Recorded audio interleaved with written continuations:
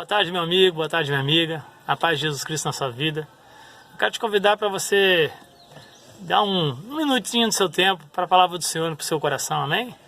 Eu tenho algo de esperança, algo inovador, algo que pode mudar a sua história.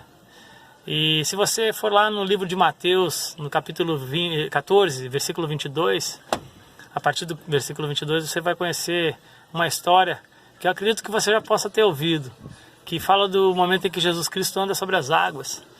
É uma história tão linda que a Bíblia diz que Jesus está ao longe, lá no mar, no meio do mar, e os discípulos estão dentro do barco.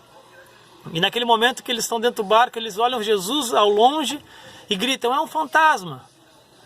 E Jesus olha e diz assim: fiquem em paz, sou eu, não tenham medo. E é nesse momento que nós já começamos a entender que quanto mais longe, mais distante estamos do Senhor, menos nós conhecemos Ele.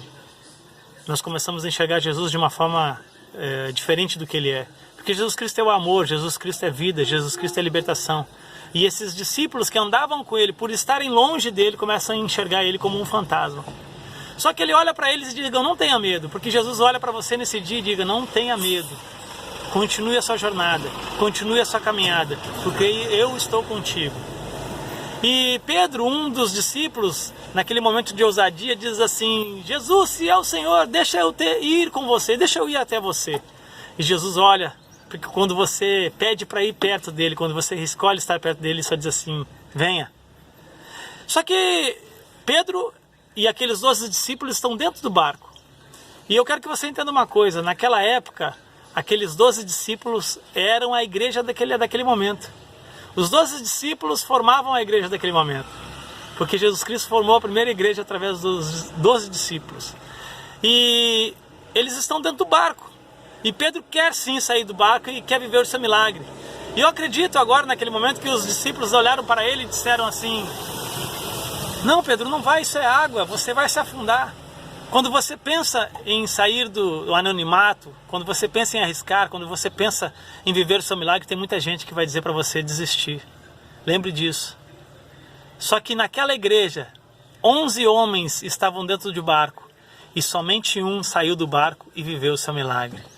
Aí você vai olhar para mim e vai dizer assim: mas pastor, Pedro afundou. Sim, realmente, quando Pedro começou a olhar para o vento, quando Pedro começou a olhar para a tempestade, quando Pedro começou a ouvir as pessoas, quando Pedro começou a se questionar, quando Pedro começou a se preocupar mais com as tribulações do que continuar olhando para Jesus, ele afundou.